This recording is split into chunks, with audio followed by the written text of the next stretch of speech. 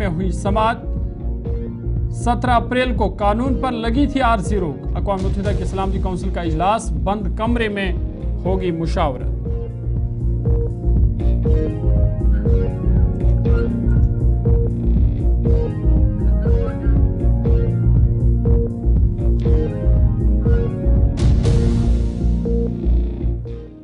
सुर्खियों के बाद खबरें तफसीलात के साथ। सबसे पहले बड़ी और अहम खबर के हवाले से बात करेंगे। दिल्ली से इस वक्त की बड़ी खबर है, जहां पर वक्फ तरमीमी कानून पर आज सुप्रीम कोर्ट में समाअत हुई है।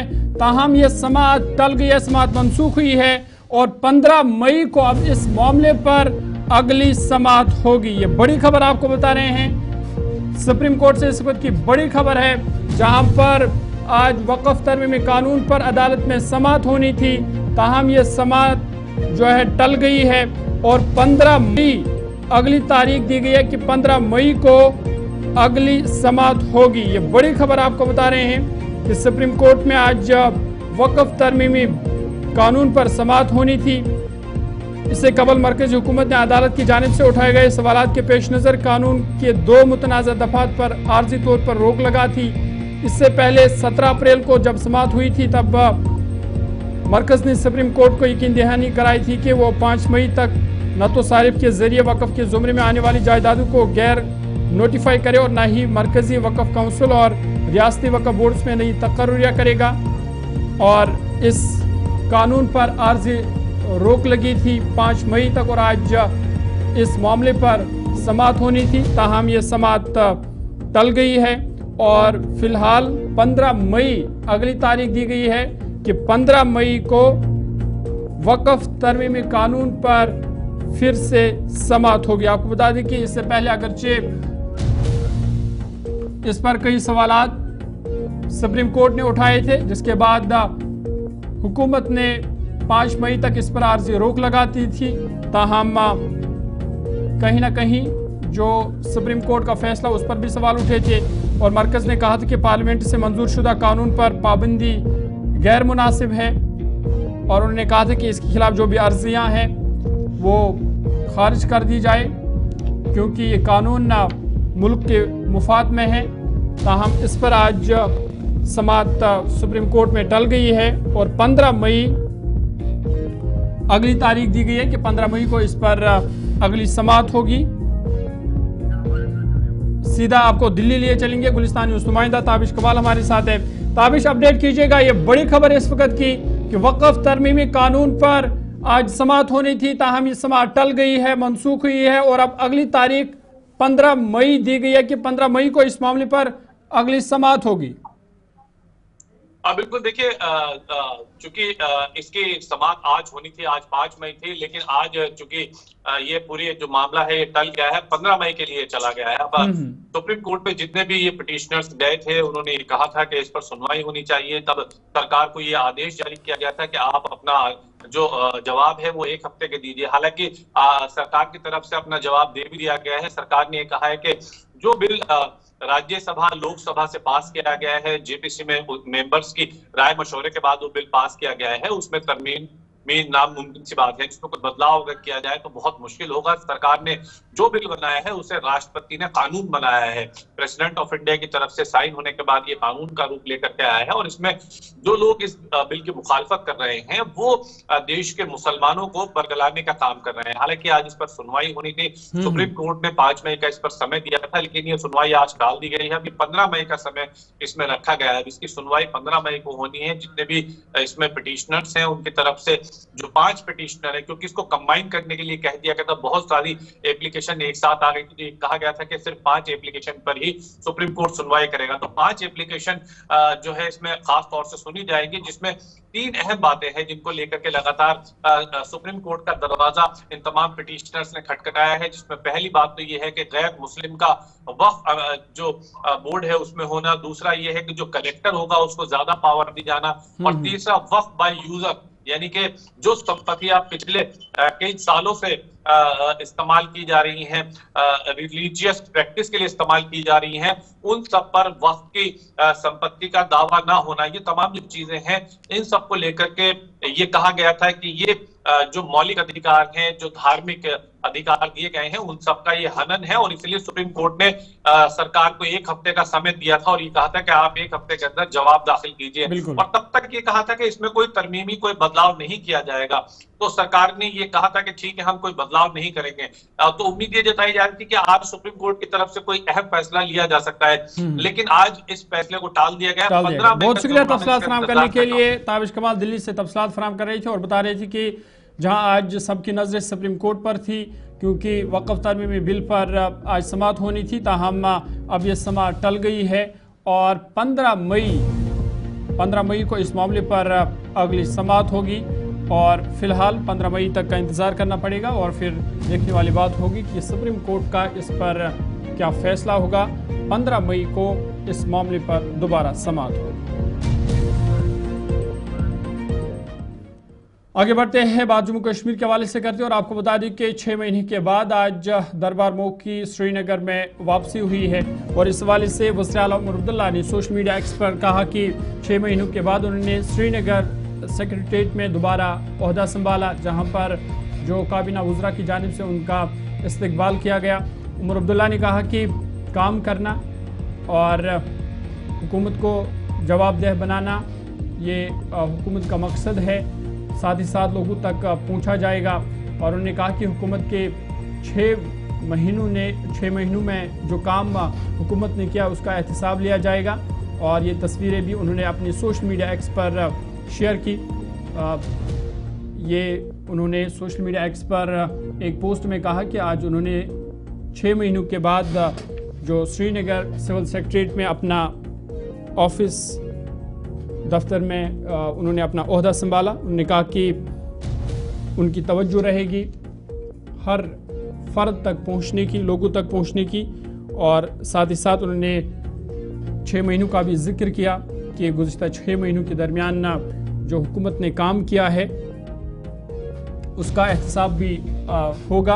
और साथ ही साथ उन्होंने कहा कि 6 महीने के बाद वो आज फिर से श्रीनगर सिविल सेक्रेटेरिएट में अपना ओहदा संभाल रहे हैं, जहां पर काबीना वज़रा की जानिब से नायब वज़ीर आला सुरेंद्र चौधरी और जो काबीना वज़ीर जावेद अहमद डार और दीगर वज़रा की जानिब से उनका वहां पर शानदार इस्तकबाल भी किया गया।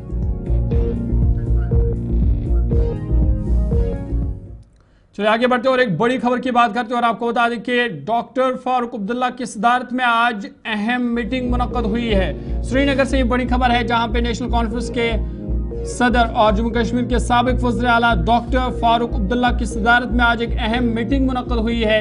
नवाज सुबह श्रीनगर में ये अहम मीटिंग मुनक्कद हुई है, जिसमें मुख्तलिफ मामलों पर तबादला ख्याल हुआ है। आपको बता दें कि इस मीटिंग में नेशनल कॉन्फ्रेंस के जनरल सेक्रेटरी अली मोहम्मद सागर, सूबाई सदर शौकत अहमद मीर, ज़िला सुदूर और उनके अलावा जो नेशनल कॉन्फ्रेंस के लीडर हैं उन्होंने इस मीटिंग में शिरकत की है। और आपको बता दें कि इस मीटिंग में कई अहम मामलों पर तबादला ख्याल किया गया है, खासकर जो मौजूदा सूरत हाल है और बिजनेस रूल्स का मामला, जिस पर इस वक्त जम्मू कश्मीर में बहस चल रही है, क्योंकि लेफ्टिनेंट गवर्नर ने जो बिजनेस रूल्स की फाइल है वो वापस भेज दी है। और उन्होंने कहा कि ये बिजनेस रूल्स जो है जम्मू कश्मीर एक्ट के खिलाफ है और उस पर इस अहम मीटिंग में तबादला ख्याल हुआ है, क्योंकि बिजनेस रूल्स का मामला जो है वो इस वक्त उस पर सियासत जारी है, क्योंकि लेफ्टिनेंट गवर्नर ने वो फाइल वापस भेज दी है। उन्होंने कहा कि जम्मू कश्मीर तंजीम नौ एक्ट के मुताबिक ये फाइल नहीं है। उस मामले को लेकर भी, उस हवाले से भी इस अहम मीटिंग में तबादला ख्याल हुआ। ताहम इस दौरान अगरचे मीडिया भी वहाँ पर था, लेकिन डॉक्टर फारूक अब्दुल्ला ने मीडिया से बातचीत करने से इनकार किया। लेकिन जो इस वक्त मौजूदा सूरत हाल है, ख़ासकर कशीदगी का माहौल भी है पाकिस्तान भारत के दरमियान, तो दूसरी तरफ बिजनेस रूल्स का मामला इस वक्त जम्मू कश्मीर में सर चढ़ कर बोल रहा है, उस वाले से भी इस अहम मीटिंग में तबादला ख्याल हुआ है।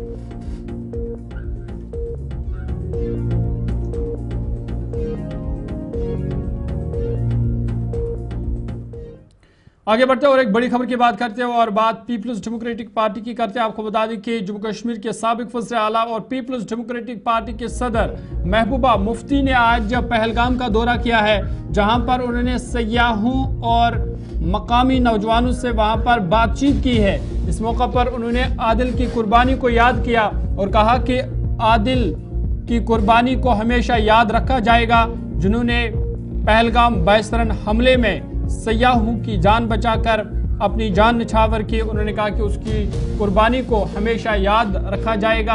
साथ ही साथ महबूबा मुफ्ती ने वहाँ जो मकामी लोग हैं, मकामी नौजवान हैं, खासकर जो 22 तारीख को बैसरन हमला, दहशतगर्दा हमला पेश आया जिसमें 26 लोगों की जान चली गई, और इस मौका पर जो उस दौरान जो मुकामी लोगों ने वहाँ पर सयाहों की मदद की उसको महबूबा मुफ्ती ने आज सराहा। साथ ही साथ वहाँ पर जो सयाह थे उनसे महबूबा मुफ्ती ने आज वहाँ पर बातचीत की। इसके अलावा कई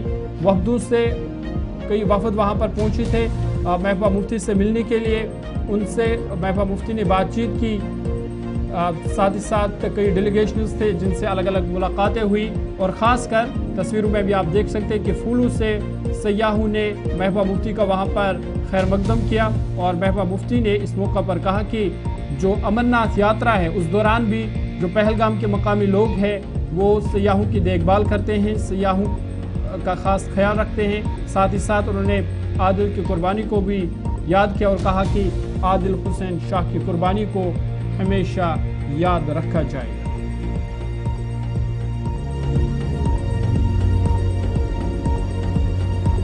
इन्होंने यात्रियों की देखभाल की। मुझे याद है एक साल बड़ा तूफान आया, इन्हीं लोगों ने उनको अपने घर में जगह दी, पनाह दी। तो आज ये जो सानिया हुआ अभी 22 तारीख को, उसका मुझे लगता है सबसे ज्यादा अगर अफसोस किसी को है तो वो यहाँ पहलगाम के लोगों को है।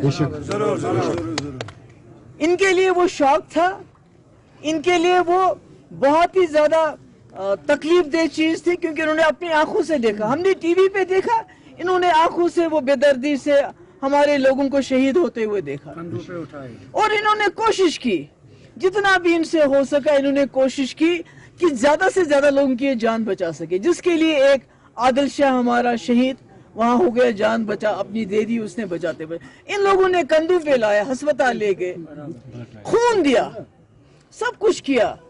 मगर आज जो मैं यहाँ सुन रही हूँ, जो मैंने देखा, जो मुझे बताया जाता है कि एक तो ये है कि ये लोग जो वहाँ मजदूरी कर रहे थे, कोई चाय बेच रहा था, कोई शॉल बेच रहा था, कोई दूसरा कोई फोटोग्राफ ले रहा था, उन्हीं लोगों की पकड़ दकड़ है।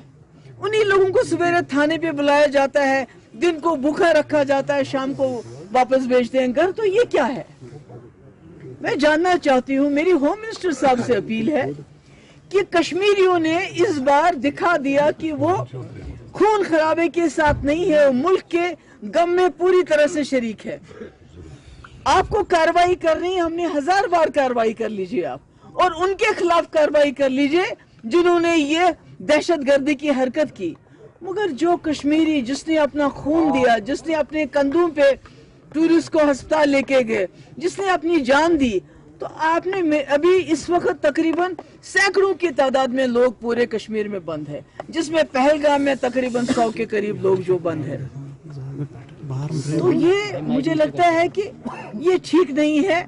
और अगर टूरिस्ट यहाँ आ रहा है इस वक्त, वो पहलगाम आता है तो यहाँ पहलगाम सारा बंद है, चंदनवाड़ी बंद है, आड़ू बंद है, बाकी जगह बंद है।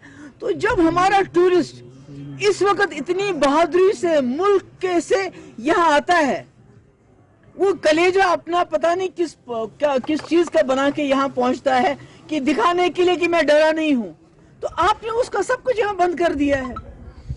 तो फिर आप उनको वहां बताइए, फिर आप उन सीधे बोलिए हमने यहाँ कश्मीर आने नहीं देना है किसी को। अगर आप यहाँ तक पहलगाम तक कोई पहुंच जाता है अपने बीवी बच्चे लेके, यहाँ आपने सब कुछ बंद कर दिया है। आपकी इतनी सिक्योरिटी है तो सिक्योरिटी रख लीजिए वहां पर, ताकि ये लोग जो वहां से इतनी मुश्किल हालात में पहलगाम आते हैं तो ये जगह जगह जा सके। और अगर आपको सिक्योरिटी की परवाह है तो इतनी फौज है हमारे पास, तो वहां फौजियों को लगाइए, सिक्योरिटी फोर्सेस के लोगों को लगाइए, क्योंकि इनकी जो वहां से इतने दूर से अब आते हैं, तो यहाँ से वो आगे बढ़ते हैं और एक बड़ी खबर की बात करते हैं और आपको बता दें कि पूंछ में आज सिक्योरिटी फोर्स ने बड़ी कार्रवाई करते हुए मिलिटेंटों की कमीनगाह को तबाह किया है। आपको बता दें कि इस बीच 5 आईडीज और दीगर सामान वहां पर बरामद किया गया है, जिसके बाद पूंछ के इलाकों में सिक्योरिटी को मजीद सख्त कर दिया गया है और साथ ही साथ मुश्तबा अफराद पर भी सिक्योरिटी फोर्स की कड़ी नजर है। आपको बता दें कि सरहदी जिला पूंछ में फोर्स ने मिलिटेंट के कमीनगाह से बाहरी मिकदार में असला व गोला बारूद बरामद करने का दावा किया। पुलिस जराये का कहना है कि एक अहम कार्रवाई के दौरान मिलिटेंट के कमीनगाह से 5 आईडीज और दीगर जंगी मवाद बरामद करके जब्त किया गया है। पूंछ पुलिस और फौज की मुसद्दिका इतला मौसूल होने के बाद पूंछ के सुरनकूट में तलाशी ऑपरेशन के दौरान कमीनगाह से बड़ी मिकदार में गोला बारूद और जंगी सामान बरामद किया है। सिक्योरिटी जराये के मुताबिक गोला बारूद की बरामद के बाद पूंछ और इसके अतराफ में सिक्योरिटी को मजीद सख्त कर दिया गया। सिक्योरिटी फोर्स ने इलाके में मुश्तबा अफराद की नकल हरकत पर कड़ी नजर रखना शुरू कर दिया और इतला ये भी है कि कई इलाकों में सर्च ऑपरेशन शुरू किया गया।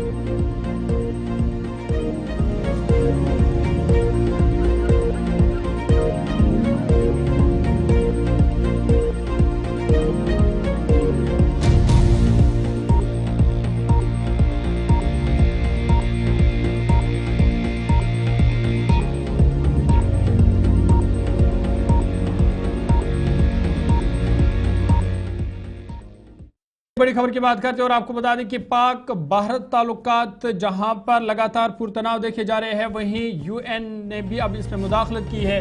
पाक भारत ताल्लुकात में यूएन ने मुदाखलत की है। अक़वाम मुत्तहिदा की सलामती कौंसिल का इजलास आज होगा। पाक भारत सूरत हाल पर बंद कमरे में मुशावरत होगी। ये बड़ी खबर आपको बता रहे हैं कि यूएन की जानिब से पाक भारत सूरत हाल पर बंद कमरे में आज शाम 4 बजे ये अहम मुशावरत होगी, क्योंकि पाकिस्तान ने कशीदगी पर बंद मुशावरत की दरखास्त की थी और इस पर आज शाम 4 बजे बंद कमरे में मुशावरत होगी। आपको बता दें कि पहलगाम दहशतगर्द हमले के बाद भारत और पाकिस्तान के दरमियान बढ़ती हुई कशीदगी के पेश नज़र अक़वाम मुत्तहिदा की सलामती कौंसिल का एक बंद कमरे में इजलास आज शाम 4 बजे मुनक़द होगा।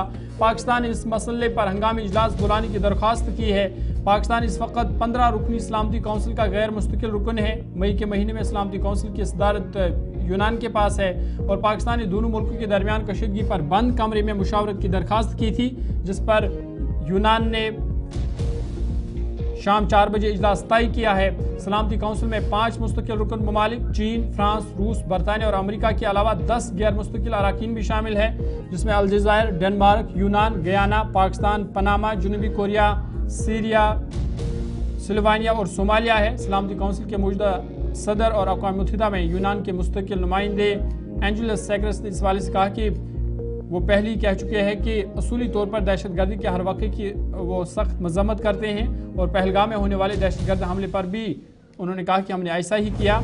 इस हफ्ते के आगाज़ में भारत के वज़ीर ख़ारिजा एस जयशंकर ने चीन और पाकिस्तान को छोड़कर सलामती कौंसिल के तमाम अरकान से फ़ोन पर बात की थी और इस बात पर जोर दिया कि इस हमले के मुजरिमों, मावनीन और साजिश करने वालों को इंसाफ के कटहरे में लाना जाए चाहे और इस पर अब अक़वाम मुत्तहिदा की जानिब से कौंसिल का इजलास बुला दिया गया है और बंद कमरे में आज शाम 4 बजे ये अहम मीटिंग मुनक़्क़द होने वाली है, जिसमें कई अहम मामलों पर तबादला ख्याल होगा।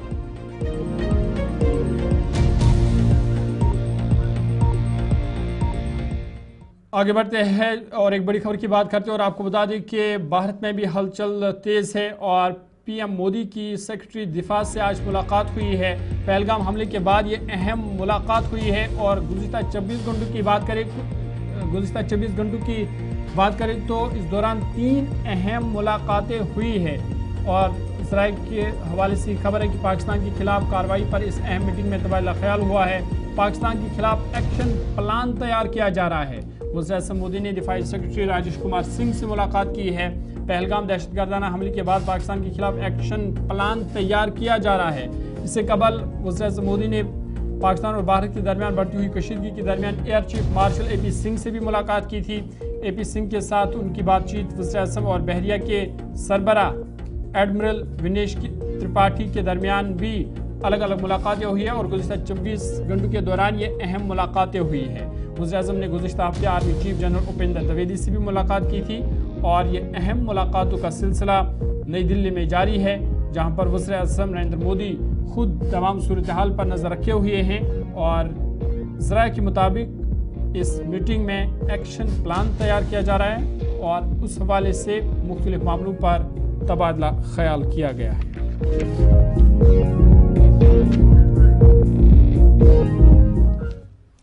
आगे बढ़ते हैं और आपको बता दें कि वज़ीर दिफा राजनाथ सिंह ने आज नई दिल्ली में जापानी हम मनसब से मुलाकात की है और इस दौरान उन्होंने जापान के हिमायत का शुक्रिया अदा किया। जापान ने भी जिस तरह से पहलगाम हमले की मजम्मत की और कहा कि दहशतगर्दी के खिलाफ वो भारत के साथ है, उस पर वज़ीर दिफा राजनाथ सिंह ने उनका शुक्रिया अदा किया है और वज़ीर दिफा राजनाथ सिंह ने ये अज़म दोहराया है कि दहशतगर्दी के खिलाफ मोदी सरकार पूरा अज़म है। उन्होंने कहा कि इससे पहले एक निजी तकरीब से खिताब करते हुए वज़ीर दिफा राजनाथ सिंह ने कहा कि मुल्क पर नजरें उठाने वालों को मुंहतोड़ जवाब दिया जाएगा। नई दिल्ली में जापान के वज़ीर दिफा जनरल मिक्ताती सान से आज वज़ीर दिफा राजनाथ सिंह ने मुलाकात की और ये तस्वीरें भी फिर सोशल मीडिया पर जारी की। उन्होंने कहा कि हिंदुस्तान जापान के साथ खुसूसी स्ट्रैटेजिक और आलमी शराकतदारी का इश्तराक करता है। दो तरफा मुलाकात के दौरान दिफाई ताउन और इलाकाई सलामती पर तबादला ख्याल किया गया। साथ ही साथ दोनों अतराफ ने हर किस्म की दहशतगर्दी की मजम्मत की और सरहद पार से लाहक खतरात का मुकाबला करने के लिए उन्होंने जापान का शुक्रिया भी अदा किया। और आपको बता दें कि इससे पहले वज़ीर दिफा राजनाथ सिंह ने पहलगाम दहशतगर्दाना हमले के हवाले से सख्त रद्द अमल जाहिर किया था और कहा कि बतौर वज़ीर दिफा उनकी जिम्मेदारी है, वो फ़ौजों के साथ है और मुल्क की सरहदों की हिफाजत को यकीनी बनाने की पहल कर रहे हैं। उन्होंने कहा कि ये उनका फ़र्ज़ है कि वो फ़ौज के साथ मुल्क के खिलाफ आंख उठाने वालों को मुंह तोड़ जवाब देंगे।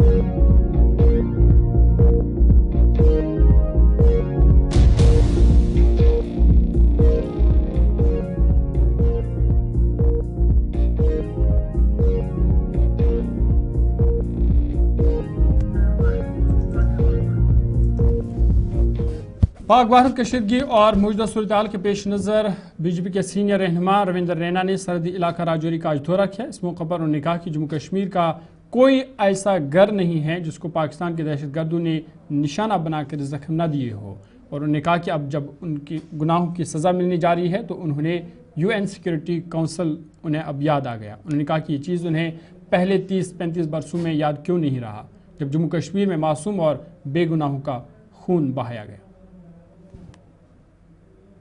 हिंदुस्तान और पाकिस्तान में दिन ब दिन हालात कशीदा और कशीदा हालात के बीच पाकिस्तान की तरफ से नेशनल सिक्योरिटी काउंसिल में एक दरख्वास्त दायर की गई थी कि वहाँ मीटिंग बुलाई जाए, उसका इजलास बुलाया जाए। किस तरह देखते हैं पाकिस्तान ने यूनाइटेड नेशन काउंसिल की जो मीटिंग बुलाई थी उसको एक्सेप्ट कर लिया और मीटिंग बुला ली, किस तरह देखते हैं आप इसे? देखिए, आज पाकिस्तान को यूनाइटेड नेशन की याद आ रही। पिछले 35-40 सालों में जो बेगुनाह लोगों का यहाँ कत्ल किया गया, यहाँ घरों के घर बर्बाद किए गए, शायद ही जम्मू कश्मीर का कोई ऐसा घर होगा जिसको पाकिस्तान की दहशतगर्दी ने जख्म ना दिए। हर घर को, हर शख्स को यहाँ जख्म दिए गए। जो गुनाह उसने किए हैं, जब उसको उसकी सजा मिलने लगी तो उसको यूनाइटेड नेशन सिक्योरिटी काउंसिल आज याद आया है। ये चीजें उसको पहले सोचनी थी। जिस तरह पानी भी बंद किया जा रहा है, इसको किस तरह देखते हैं? चूंकि इंडस वाटर ट्रीटी को सस्पेंड कर दिया गया है, जिसके तहत 6 दरिया आते हैं, दरियाए सिंध, दरियाए झेलम, दरियाए चिनाब, रावी, ब्यास और सतलुज। ये 6 दरिया जो जिसमें से 3 जम्मू कश्मीर और 3 पंजाब से होकर पाकिस्तान जाते हैं, 6 में से 4 का पानी रोक दिया गया है और 2 दरिया, जो दरियाए झेलम और दरियाए सिंध, उसके पानी को रोकने की भी जो है वो उसको भी प्लानिंग चल रही है। एक तरफ से वो दहशतगर्दी करेगा, यहाँ बेगुनाहों का खून बहाएगा और फिर यहाँ का पानी वहाँ जाएगा। ये मरकज़ की हुकूमत ने इसको नामंजूर कर दिया है। जो गुनाह पाकिस्तान ने किए हैं उसकी सजा भुगतने के लिए अब उसको तैयार रहना चाहिए। बिल्कुल देख सकते होंगे कि जो गुनाह पाकिस्तान ने किए उनकी सजा भुगतने के लिए उनको तैयार रहना चाहिए। थे हमारे साथ रविंद्र रैना साहब का भाजपा रियासती सदर, इनकी तरफ से आपने सुना होगा। क्योंकि चलिए अभी तक के ताज़ा उर्दू खबरनामे में फिलहाल मेरे साथ इतना ही। अपने मेज़बान ज़फरुल्लाह भी को इजाज़त दीजिए। मज़ीद खबरों और अपडेट्स के लिए आप देखते रहिए गुलिस्तान न्यूज़।